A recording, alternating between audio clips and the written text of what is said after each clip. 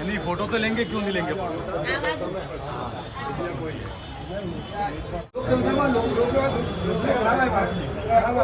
वो जाकर मेरा जो फॉर्म है, फॉर्म नंबर 7, किसी एक व्यक्ति जिसका नाम है चौहान, नाम है भरत चौहान, उसने वादा लिया था कि भाई इनका मल्टीपल नाम है, दूसरी जगह पे नाम चलता है तो उनका नाम रद्द होना चाहिए।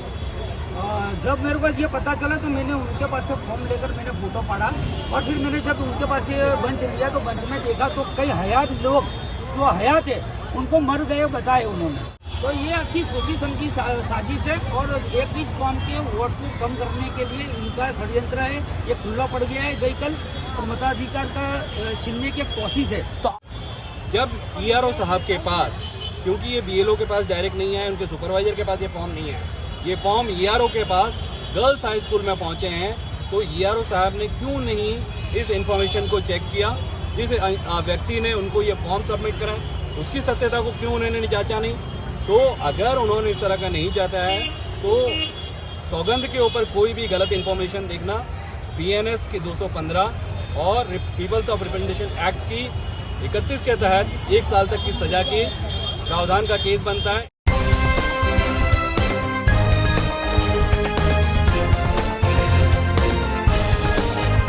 आप देख रहे हैं देश लाइव, देश की आवाज।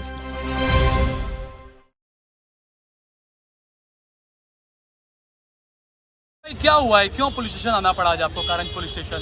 सबसे पहले मैं आपको मेरा परिचय देना चाहता हूँ। मैं मोहम्मद रफीक जी शेख एडवोकेट हूँ, जमालपुर और 29 का मैं म्यूनसिपल काउंसिलर हूँ। MIM पक्ष का अहमदाबाद म्यूनसिपल कॉर्पोरेशन का पक्ष का नेता हूँ। गई कल रात को मेरे को 10 बजे BLO का फ़ोन आया कि रफीक भाई आप VIP कैटेगरी में आते हो, और आपका नाम तो पहले ही हमने चढ़ा दिया था, और आप तो इधर बरसों से रहते हो। मैं जन्म से रहता हूँ और ये मेरा 5वां इलेक्शन है, और मैं वोट यहाँ लगभग मैं जन्म से यहाँ रहता हूँ और वोट करता हूँ ये एरिया से। लेकिन जब शाम को मेरे को माहिती मिली कि मेरा जो फॉर्म है, फॉर्म नंबर 7, किसी एक व्यक्ति जिसका नाम है चौहान, नाम है भरत चौहान, उसने वादा लिया था कि भाई इनका मल्टीपल नाम है, दूसरी जगह पे नाम चलता है तो उनका नाम रद्द होना चाहिए। जब मेरे को ये पता चला तो मैंने उनके पास से फॉर्म लेकर मैंने फ़ोटो पढ़ा, और फिर मैंने जब उनके पास से बंच लिया तो बंच में देखा तो कई हयात लोग जो हयात है उनको मर गए बताए उन्होंने। तो मेरे को ऐसा लगा कि ये एक सोची समझी साजिश है। और जब मैंने देखा कि उसके अंदर नंबर लिखा हुआ था, उसका नाम था चौहान को मैंने फ़ोन लगाया, और फ़ोन लगाकर मैंने उसको पूछा कि भाई आप कौन हो?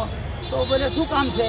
તો मैंने कहा कि भाई આવી રીતે ફોર્મ નંબર 7માં તમે વાંધો લીધો છે, તો એ તમે તમારું નામ ચૌહાણ છે? તો કે હા।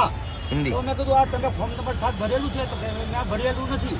તો મેં કીધું આ તમારી સહી છે, તમને ખબર છે કે આ સહી કરેલી હોય ને એકરારનામું કરેલું હોય તો ગુનાને પાત્ર બને છે? તો કે ભાઈ આ મને ખબર નથી, મારું નામ કોઈએ નાખી દીધું છે। ત્યાર પછી મેં એમને કહ્યું કે ભાઈ કોણે નાખ્યું હશે? તો એમણે કહ્યું મોહન, उसने ऐसा बताया कि मोहन भाई करके जो भारतीय जनता पार्टी का है उन्होंने तलाशी नाखा होगा। तो मैंने कहा कि आप तहकीकात करके मुझे बताओ, अगर आप नहीं बताओगे तो मैं कल आपके सामने FIR करूँगा। बाद में मैंने देखा कि बहुत सी जगह ऐसी घूमे पड़ी रात को, और ये बहुत से मैंने अधिकारी से भी बात की। उसके बाद में हमारे जो BLO है इन्होंने भी आगे बात की कि भाई हमारा ત્યાં બાજુ એક હયાત વ્યક્તિ છે અને તમે એવું કહો છો કે ઉપર પોલિટિકલ દબાણ છે, તો અમારે કરવું પડે એવું છે। તો હું કઈ રીતે કરું કે ભાઈ માણસ તો હે જ છે, તો મરેલું કરી રીતે બતાવો? તો કે તમે अब उसको अभी स्थगित कर दो, अभी इसको वायरल मत करना बोले, अभी तुम बंद कर दो। फिर बाद में मैंने वो अल्ताफ भाई करके सुपरवाइजर को फ़ोन किया। सुपरवाइजर ने मुझे ऐसा बताया कि भाई ये जो है ये गर्ल्स हाई स्कूल है, गर्ल्स दानापीठ खाते हैं, वहाँ से ये फॉर्म आए। तो मैंने क्या ये फॉर्म किसने दिए? बोले एजेंट वगैरह आके देते हैं।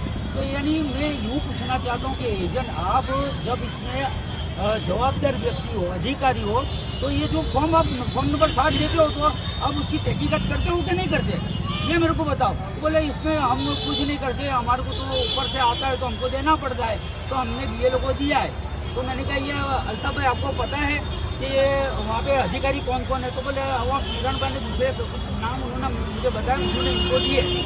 और उसके बाद में इन्होंने रात को जब हुआ तो रोक दिया। तो ये आपकी सोची समझी साजिश है और एक इस कौम के वोट को कम करने के लिए इनका षड्यंत्र है। ये खुला पड़ गया है गई कल और मताधिकार का छीनने की कोशिश है। तो आपके साथ में आप जिस एरिया में रहते हैं, जान साहब की गली में, वहाँ पर आसपास में और कितनी ऐसी घटना इस तरह की रही है? कितने लोगों के नाम? 300 नाम मैंने देखे, उनके पास बंच थे। उसमें जो 2 विभाग, एक 18 नंबर का बूथ है, एक 21 नंबर का बूथ है। 18 नंबर में लगभग 135 नाम उनके पास थे और 21 नंबर में 150 के आसपास थे। ऑब्जेक्शन उठाने वालों में किनके नाम है? कोई 2-3 नाम बताए जा रहे हैं? साबरमती वालों की अपनी फैमिली जिसने नहीं, ऑब्जेक्शन किसने उठाया है? फॉर्म जो भरा है कोई पुरोहित और कंसारा या क्या नाम है? उसके अंदर फारूक भाई कंसारा का एक नाम था, मैंने प्रमुख नाम देखा था उनका। और ये एक भाई का नाम था भरत भाई चौहान नाम था। और भरत भाई चौहान से तो मैंने फोन पे बात, टेलीफोनिक टॉक भी की है। ठीक है,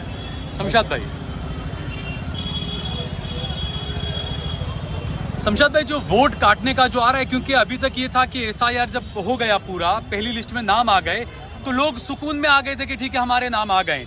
लेकिन अब साजिशें की जा रही है, तो कानूनी तौर पर क्या इसमें सेक्शन क्या कहता है और क्या हो सकता है? देखिए, हम लोग जब SIR की प्रक्रिया शुरू हुई तो हम लोगों ने लोगों से ये अपील की थी कि आप SIR का फॉर्म भरें, क्योंकि सबसे ज़रूरी था कि आपका ड्राफ्ट रोल में नाम आए। लेकिन हमने ये भी बताया था कि ड्राफ्ट रोल के बाद सबसे खतरनाक पीरियड जो है वो उसके बाद चालू होगा, जिसमें क्लेम एंड ऑब्जेक्शन की बात होगी, जहाँ पर इस तरह के बदमाश लोग आपके नामों के सामने गलत तरीके से ऑब्जेक्शन, आपत्तियां दर्ज करवाएंगे। वहाँ पर आपको अलर्ट रहने की ज़रूरत है। लेकिन जिस हिसाब से ऑब्जेक्शन लिए गए जमालपुर विधानसभा में कि एक ही इंसान के पास से 150-200 इस तरह के ऑब्जेक्शन लिए गए और सिर्फ सिंगल फॉर्म लिए गए कि उस ऑब्जेक्शन में क्या है, तो जिसके नाम से ऑब्जेक्शन दिया गया है उसका एपिक नंबर डाला गया है और जिसके नाम पर ऑब्जेक्शन लिया गया है उसका नाम और एपिक नंबर डाला है और दूसरी कोई डिटेल नहीं डाली, ना उसका एड्रेस डाला है ना कुछ डाला है। और किसी को दिखा रहे हैं आप डेथ, किसी को दिखा रहे हैं आप कि यहाँ पे रह नहीं रहा है, किसी को आप ऑलरेडी एनरोल्ड दिखा रहे हैं। तो अब उसी के पीछे एफिडेविट होता है जिसको इकरारनामा कहते हैं। इकरारनामे के नीचे ही लिखा होता है कि इस तरह की अगर कोई इन्फॉर्मेशन प्रोवाइड करता है और वो इन्फॉर्मेशन गलत होती है तो उसको 1 साल तक की सज़ा हो सकती है। तो जब ERO साहब के पास, क्योंकि ये BLO के पास डायरेक्ट नहीं है, उनके सुपरवाइजर के पास ये फॉर्म नहीं है, ये फॉर्म ERO के पास गर्ल्स हाई स्कूल में पहुँचे हैं, तो ERO साहब ने क्यों नहीं इस इन्फॉर्मेशन को चेक किया? जिस व्यक्ति ने उनको ये फॉर्म सबमिट कराए उसकी सत्यता को क्यों उन्होंने जांचा नहीं?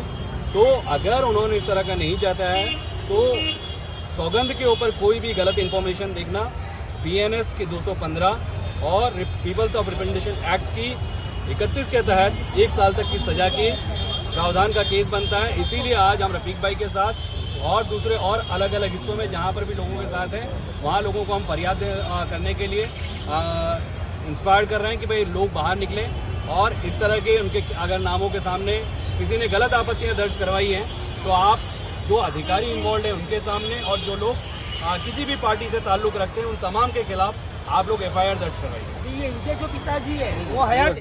हाँ, क्या नाम है आपका और क्या मामला है? मेरा नाम मोहम्मद हुसैन कमरुद्दीन नागौरी है। मेरे फादर का नाम कमरुद्दीन इमामुद्दीन नागौरी और उनका नाम ये SIR का फॉर्म भरा हुआ है और वो हयात है और उनको डेथ बताया। अच्छा, कितने सालों से रह रहे हैं यहाँ पर? हमारा बाप दादा की पैदाइश यहाँ की है। तो हयात और आपके पास में फॉर्म हयात है। पता चला कि उनको मृत घोषित कर दिया गया। मेरे पास का फोटो भी पड़ा हुआ है।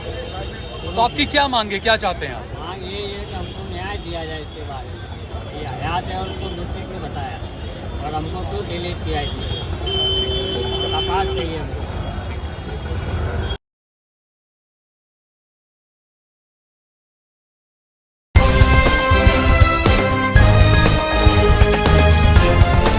देश और दुनिया की तमाम छोटी और बड़ी खबरों के लिए हमारे चैनल को सब्सक्राइब करना न भूलें और बेल का बटन जरूर दबाएं।